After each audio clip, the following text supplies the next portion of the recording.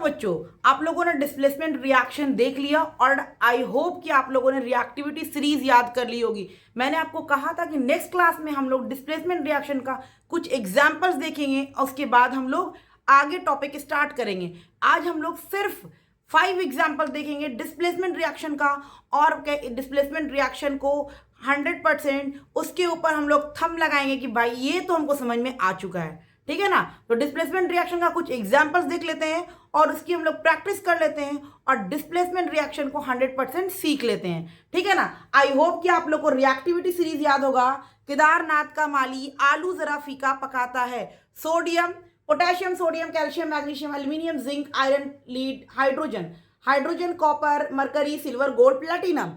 केदारनाथ का माली आलू जरा फीका पकाता है। आई होप कि आप लोगों ने रिएक्टिविटी सीरीज को अच्छे से याद की होगी।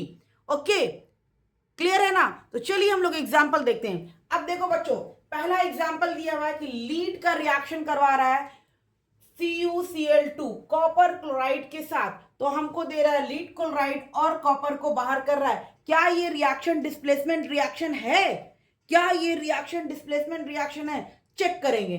यहां पर कौन सा एलिमेंट है? एक तो हमारा लीड है, एक हमारा कॉपर है। देखते हैं कि लीड कहां पर है और कॉपर कहां पर है। देखो बच्चों, कॉपर यहां है और लीड यहां है, यानी कि lead is more reactive than copper. Lead ज्यादा रिएक्टिव है कॉपर से। वो क्या करेगा? कॉपर से रिएक्शन में से कॉपर को बाहर भगाएगा। तो देखो क्या किया, लीड आया और कॉपर को बाहर कर दिया ना। Most reactive element less reactive element को रिएक्शन से बाहर कर दिया। यही तो डिस्प्लेसमेंट रिएक्शन बोलता है। नेक्स्ट देखते हैं हम लोग। यहां पर 2 एलिमेंट है हमारा, एक जिंक है और एक हाइड्रोजन है। एक जिंक है और एक हाइड्रोजन है। अब दोनों को चेक करते हैं, जिंक कहां है और हाइड्रोजन कहां है। देखो बच्चों, जिंक यहां है और हाइड्रोजन यहां है। इसका मतलब zinc is more reactive then hydrogen, यानी कि जिंक जो है रिएक्शन में जा करके हाइड्रोजन को बाहर भगाने वाला। क्यों? क्योंकि हाइड्रोजन जो है लेस रिएक्टिव है और जिंक जो है हमारा मोस्ट रिएक्टिव है। तो जो मोस्ट रिएक्टिव होता है वो लेस रिएक्टिव को रिएक्शन से बाहर फेंकता है।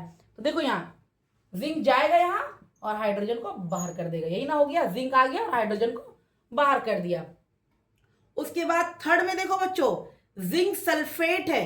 जिंक सल्फेट रिएक्ट कर रहा है कॉपर के साथ। तो यहां पर 2 एलिमेंट है, एक हमारा जिंक है और एक हमारा कॉपर है।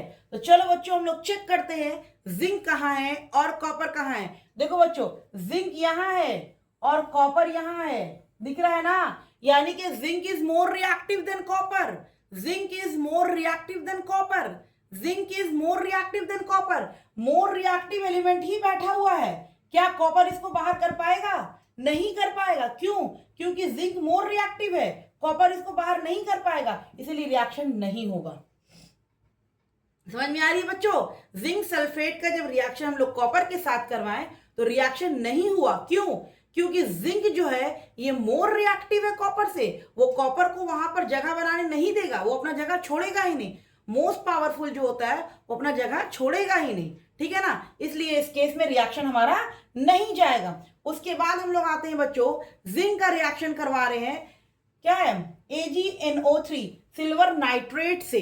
तो हम लोग देखते हैं यहां पर 2 एलिमेंट है, एक है हमारा जिंक और एक है हमारा सिल्वर। एक है हमारा जिंक और एक है बच्चों हमारा सिल्वर। तो दोनों को जाकर के चेक करते हैं। देखो एक जिंक है यहां जिंक है और सिल्वर यहां है। अब बताओ कौन ज्यादा रिएक्टिव है? कौन ज्यादा रिएक्टिव है? रिएक्टिविटी सीरीज में जिंक पहले है। Zinc is more reactive then silver.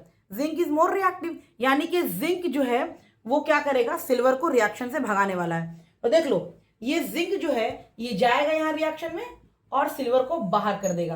क्यों? क्योंकि zinc is more reactive then silver. तो जिंक वहां पर आकर के जगह बना लिया बच्चों और सिल्वर को बाहर कर दिया। इसीलिए देखो जिंक नाइट्रेट हो गया और सिल्वर जो है बाहर हो गया। ये थे कुछ एग्जाम्पल्स आपके डिस्प्लेसमेंट रिएक्शन के, जो मैंने आपको कहा था प्रीवियस क्लास में कि आप जो है रिएक्टिविटी सीरीज अच्छे से याद कर लोगे तो मैं कुछ एग्जाम्पल्स कराऊंगी आपको।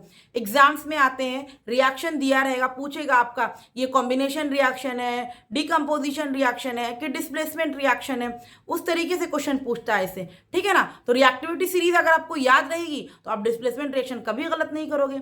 आई होप कि आप लोगों ने रिएक्टिविटी सीरीज याद रखी होगी और कुछ एग्जाम्पल्स भी प्रैक्टिस किए होंगे और मैंने कुछ और को प्रैक्टिस भी करा दिया। अब हम लोग आगे चलेंगे, टॉपिक जो हमारा है डबल डिस्प्लेसमेंट रिएक्शन। ओके, ये तो मैंने सिर्फ एग्जाम्पल आपको बताने के लिए क्लास किया था। ओके